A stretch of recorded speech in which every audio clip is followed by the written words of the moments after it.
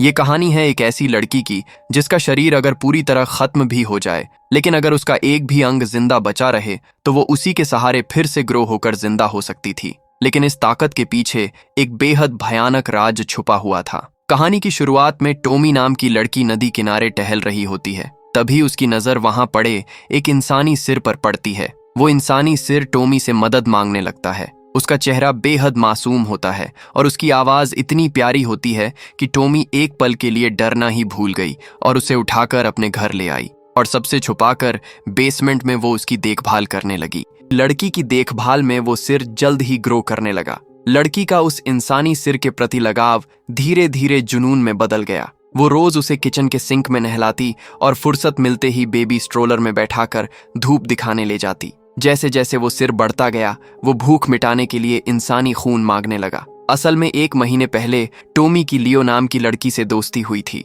दोनों साथ समय गुजारने लगे। लेकिन एक दिन लियो टोमी के पिता से मिली और उसे देखकर टोमी का पिता हैरान रह गया, क्योंकि लियो टोमी के पिता को पसंद करती थी और इसी वजह से लियो के प्रेमी ने उसकी हत्या कर दी थी। लेकिन लियो फिर से जिंदा होकर टोमी के पिता को पाना चाहती थी, क्योंकि वो कोई मामूली लड़की नहीं थी बल्कि शैतान की बेटी थी। एक रात वो खेल के बहाने टोमी को बिस्तर से बांध देती है और टोमी के पिता को अपने वश में कर लेती है। फिर वो उससे टोमी को मारने को कहती है ताकि वो दोनों हमेशा साथ रह सकें। लेकिन तभी पिता को होश आ जाता है और वो लियो को मार देता है। फिर उसकी बॉडी को पीसकर नदी में फेंक देता है। अगली सुबह जब टोमी जागती है और लियो के बारे में पूछती है तो पिता उसे बताता है कि लियो एक शैतान थी और वो मुझे कंट्रोल करके तुम्हें मारना चाहती थी। लेकिन टोमी को पिता की बातों पर यकीन नहीं होता। वो नदी किनारे जाती है जहां उसे लियो का जिंदा सिर मिल जाता है। लियो टोमी को अपनी बातों के जाल में फंसा लेती है ताकि उसका शरीर दोबारा ग्रो हो सके। टोमी की देखभाल से उसका शरीर सच में बढ़ने लगता है।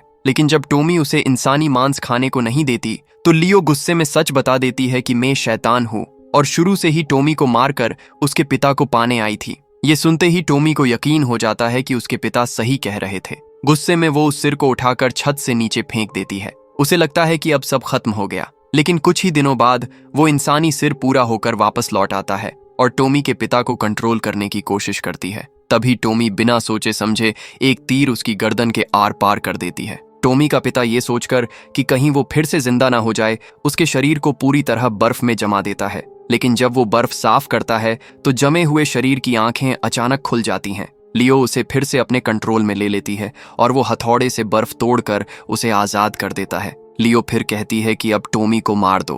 पिता मजबूरी में टोमी को पकड़कर फ्रीजर रूम में बंद कर देता है और ताला लगा देता है। वो लियो से कहता है कि ये कुछ ही देर में जमकर मर जाएगी। ये सुनकर लियो खुश हो जाती है और उसका हाथ पकड़कर हमेशा के लिए अपने साथ चली जाती है। लेकिन अगली सुबह फैक्ट्री में एक आदमी फ्रीजर रूम खोलता है और टोमी उसे सही सलामत मिल जाती है, क्योंकि उसके पिता ने शैतान के कंट्रोल में होने के बावजूद फ्रीजर का तापमान कम नहीं किया था। और इसी तरह टोमी की जान बच जाती है और कहानी का अंत हो जाता है।